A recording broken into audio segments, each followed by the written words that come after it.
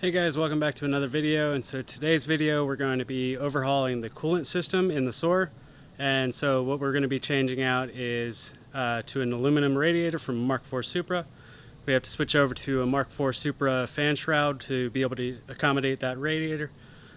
And then we're going to switch over to HPS reinforced silicone hoses, throw in a new Toyota OEM thermostat. Then we're going to fill it up with distilled water and water wetter. So the radiator we're going to be installing is a CSF radiator for a Mark IV Supra. They don't really make one for the SE300 or Soarer for aftermarket aluminum radiators. And I'm not a huge fan of the look of the aluminum, so what we're going to do is scuff it down with a Scotch-Brite pad, and then I'm going to wrinkle black it because I've got some other components inside the engine bay that are already wrinkle black and I think it'll look cool. Let's get down to scuffing it down. And then we'll throw a coat of wrinkle black on there. I've already taped off everything that I need to tape off, and I'll show you that here in a second. Alright, so here we go. Here's the radiator. We already got everything taped off, so the next step is basically just going to be Scotch-Briting it. I'm just going to focus on the intake and Scotch-Brite that, because I'm not worried about the fins. Nobody sees those, and I don't really want to mess with the actual cooling effectiveness. So let's get to it and put up with time lapse.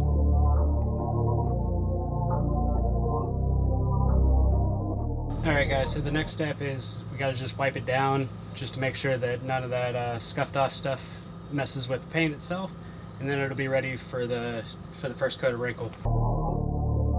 Alright guys, so we're going to be using VHT Wrinkle Plus, and then what I'm going to do to make the wrinkles appear faster is we're going to go ahead and once I lay a coat, go ahead and heat it up with the heat gun and go from there. The first coat I'm going to do lighter and then get heavier as the coats go. And then I'm also going to do the bottom end first just so I can get the hang of it on a spot where it's not really going to be seen. Alright, so I'm going to get into shaking this can for about a minute, and then we'll get into the first light coat and see how it goes.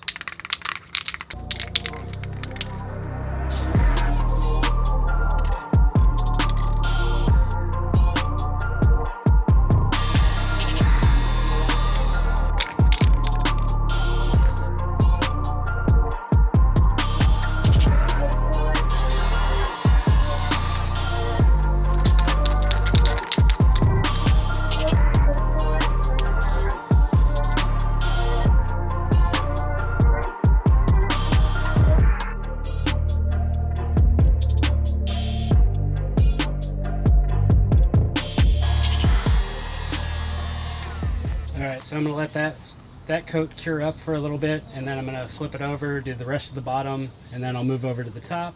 But I'm not going to bore you with that. I'll just show you the finished product once we're done. It's pretty much the same steps the whole way through. Well guys, it looks like the heat gun method was helping, because I didn't notice, if you look behind me, I don't know if you can tell or not, but there's a storm rolling in.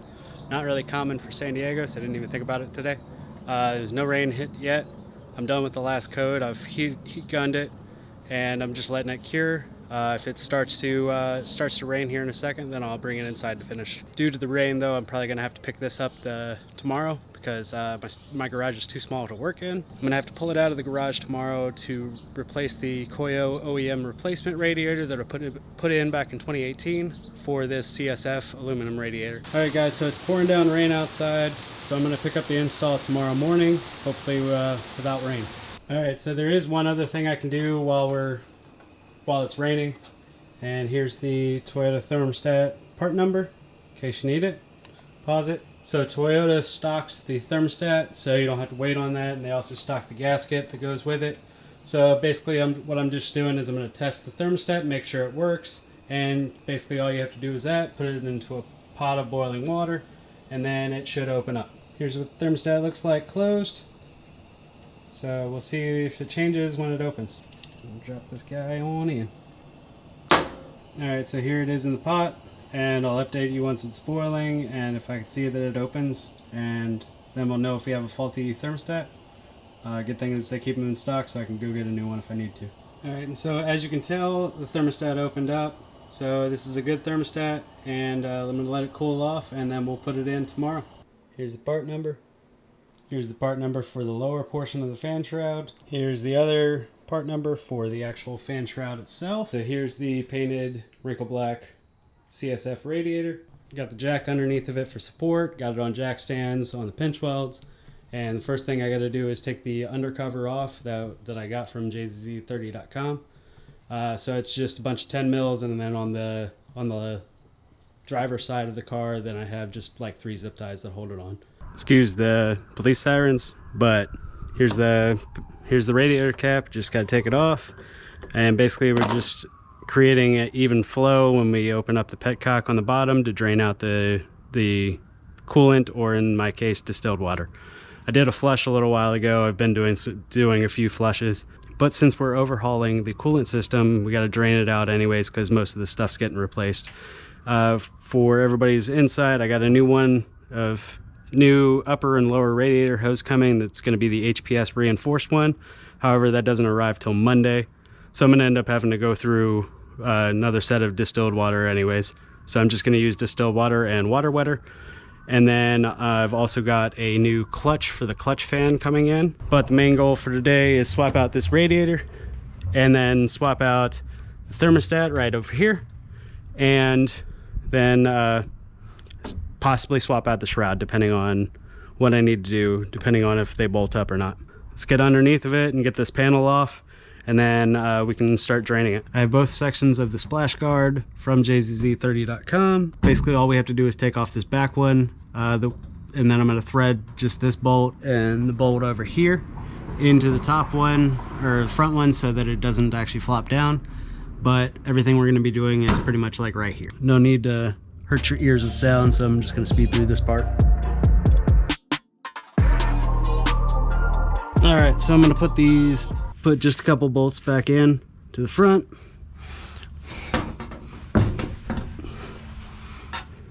And that's just to hold this front plate up while we do the work today. Going for this petcock right here, and this is basically just a drain from the radiator, and it's got like a thumb screw on the side, and then just drains out of this hole. Of course, don't do this while your engine's hot. Wait for it to cool. And since we've had just distilled water in here, it's looking fairly clean. And we let that drain. All right, so we're gonna disassemble the top half of the radiator stuff just because it's done draining and everything like that. So basically what I gotta do, since I have a different catch can, is I'm gonna clip this zip tie, undo the bolts for the radiator mount itself. I'm gonna undo this panel. I don't think you need to, but I'm just gonna do it just so I have clearance around this lip. And then I'm gonna take off this upper hose. Oh, that's 12. All right, so let me get a 12. Yep, 12. All right, so the radiator cooling panel is 10s, and then it just comes right up once you get it around your AC. And then the radiator brackets are 12s.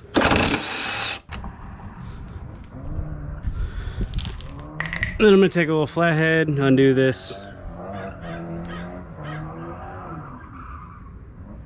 Well, apparently somebody's drifting. So I'm gonna take a flathead and undo this overflow hose. All right, so that's out of the way. Finish up the top by undoing the radiator hose.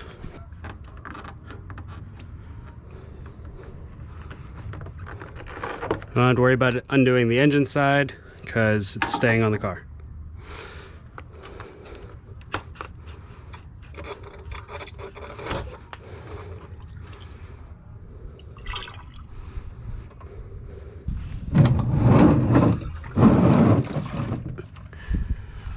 And I'm done.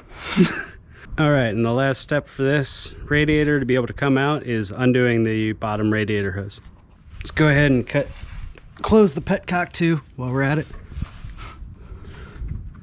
And then just in case there's anything in here, move this over here to catch the water.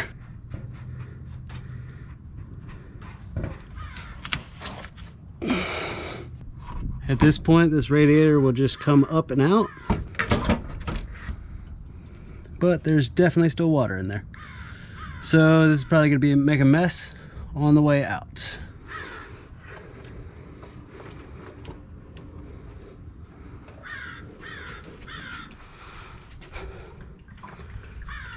And that is the main reason why we're replacing this radiator.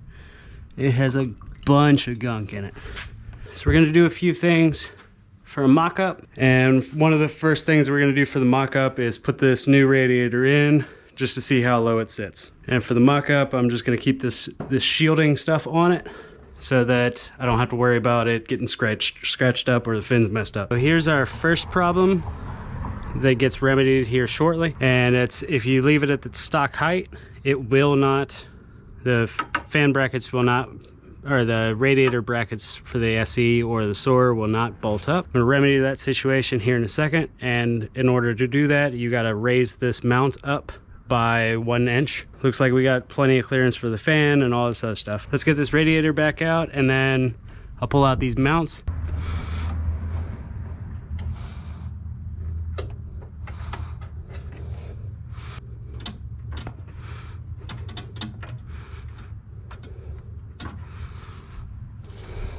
So now that I got these out, I'm going to show you guys the 1 inch or 2 inch by 1 inch plugs that I have. I've already drilled them. All right, so that was a pain, but I got the thermostat changed right in here. I had to go up underneath in this area to be able to try to get to the get a ratchet up on there, and with all the wiring and stuff like that, it got real annoying. But it's in there, it's changed. Now I just got to get this bottom hose back on. What else I've been doing is, while I was doing that thermostat, I whipped up some 5-minute epoxy, put it into to make this mount contraption. And basically, so what it is it's 2 5/8 male-to-male plastic hose connectors. And basically it's going all the way through the bottom one, and just that top nub goes into the top of the plug. And it's still got quite a bit of a gap, and basically I just a 5-minute epoxied all of those together so that it's basically new mounts. And once this sets up a little bit longer, then I'm going to set the new radiator in and see how the fitment is. Here we go, we got the mounts in with the new lower mounts raised up about 1 inch. The stock brackets fit just fine. They are a little bit high on the radiator side, but they still work, so that's good. And then we got plenty of clearance between the radiator and the fan. However, this fan shroud and radiator combo are meant to be put in as one piece, so you can't really get it in without pulling the radiator back out and putting it in. So let me get this radiator shroud back on the radiator and then I'll show you how it looks. We got our mounts in, they're in place. You got the shroud in, it's in place. I'm still waiting on this little bracket, so right now it's just a zip tied concoction, but the bracket should be in here in a couple days. It's a special order part from Toyota.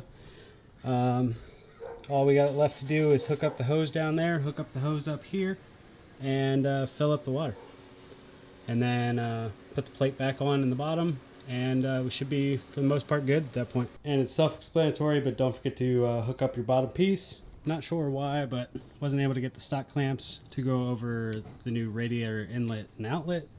Basically these are just tiding me over until my new hoses get in.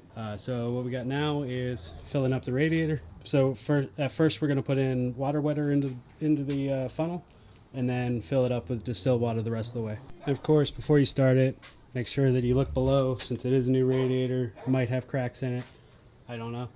May have leaks at the welds, so you always want to, once you fill it up to a certain point, you want to make sure you check underneath, make sure there's no leaks underneath there, and then you can start the car. Alright, make sure she's in neutral, and start it up.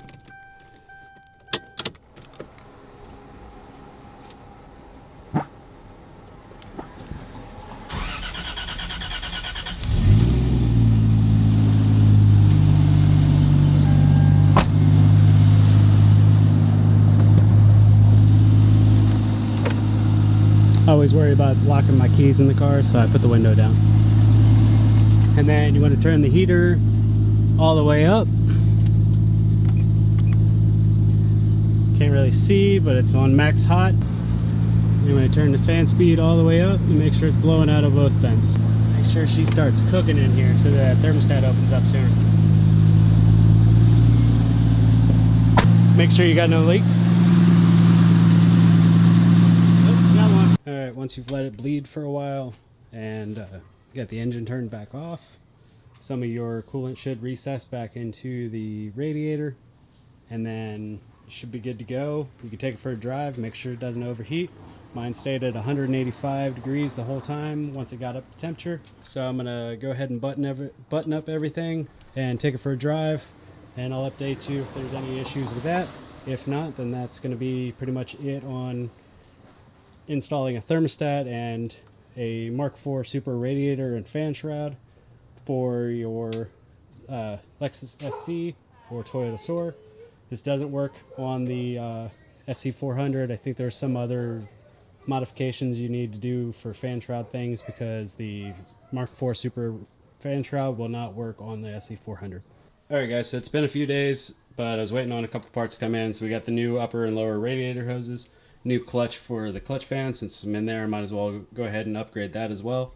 And then the hoses come with hose clamps. So for the size you'll need for the hose clamps, it's 7mm. And then to take off the old AutoZone ones that I bought that were already apparently leaking are a 8mm. Got it up on jack stands, got the jack supporting it just in case. And got her draining. With the CSF radiator, it doesn't have a petcock anymore, it just has like a drain plug. So as soon as you open up the radiator cap, it makes a mess. Luckily we were just running distilled water, so we're good. And I knew I was gonna have to drain it soon anyways, so it's another reason why we were using distilled water. So basically all I gotta do is take off the upper and lower radiator hoses, and then I can have more access to get the clutch fan off, and get that swapped out as well. As soon as I get in there, I'll let you know what the sizes are on that. Alright, let's get these hose clamps off. I don't recommend buying these hose clamps from AutoZone. They're trash. Were already apparently leaking.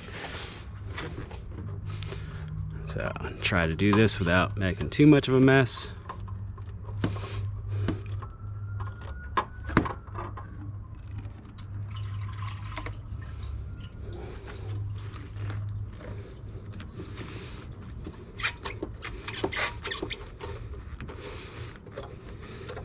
Alright, seems like it's done draining down there. But while I'm up here, I'll go ahead and pop this clamp off.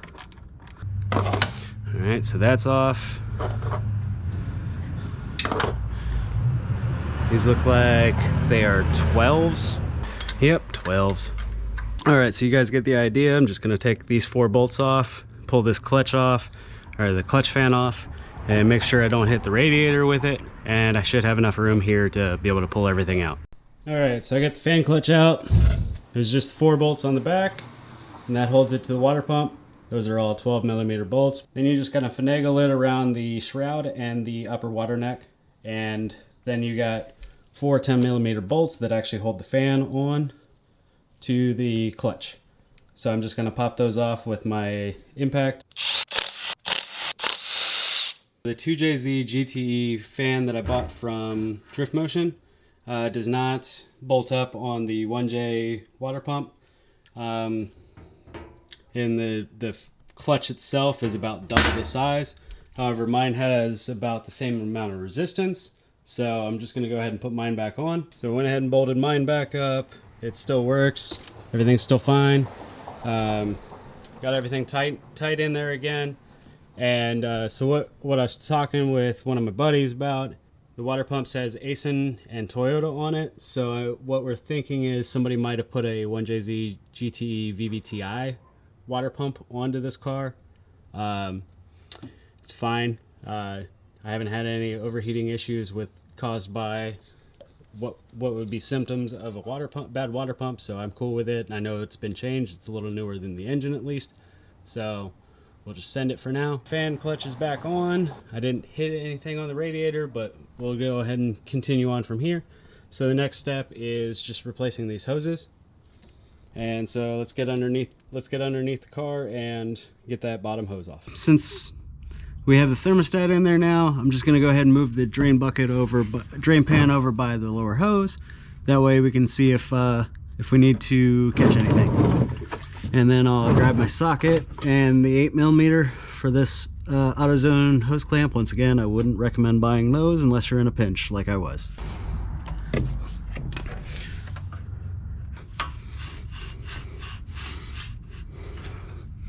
If your hose starts to feel like it's a little too tight, then twisting on the hose will usually help. And I'm probably about to get a bath. Nope. Just dirty in there. While I'm down here, I'm also gonna go ahead and put this drain plug back in before I forget, and then waste coolant, or in this case, water wetter and distilled water. So that's just right here. I'm gonna hold it onto the drain plug. That way I make sure I don't strip anything. And then I'm just gonna bump it. It is an aluminum radiator, so don't overdo it. You guys probably can't see anything, but working down here.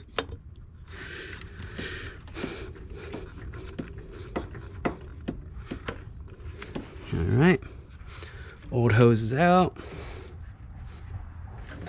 I'm just gonna drop it down from the bottom. So to give you guys an update, I thought the camera was recording, but it's not. Wasn't. So what we've done is we've tightened up the lower radiator hose down there by the thermostat. Tighten that up. We've tightened the one on the bottom of the radiator. We've tightened this portion up. I left this portion loose while I filled up this portion of the hose with water.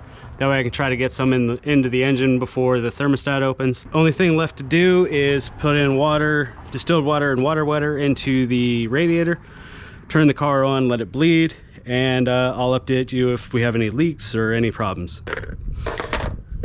These buckets are awesome, especially on JZs. They're notoriously like hard to bleed. Some people say that they've taken like an hour to bleed them and stuff. This way you don't have to worry about it.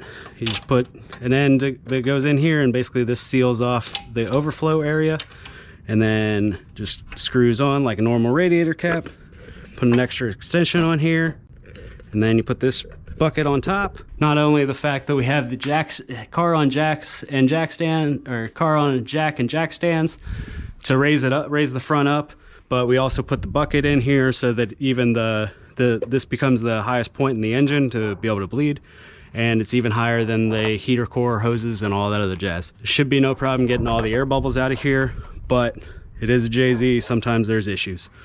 So we'll see how long it takes for it to stop bubbling. All right, we got our water wetter right here. All I'm doing is mixing this with distilled water. We're about to head to Vegas, so should not be a problem with it getting too cold.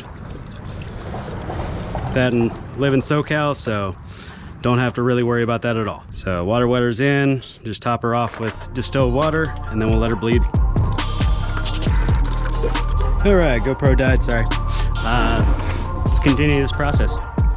Got a new battery in it. We should be good to go.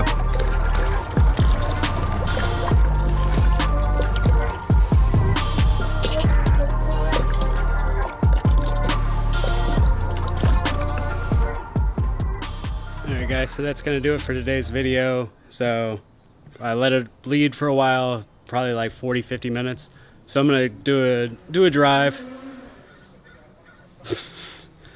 So I'm gonna do a drive and then go get some E85 and see how she does. See if she has hard hoses or pukes or anything like that.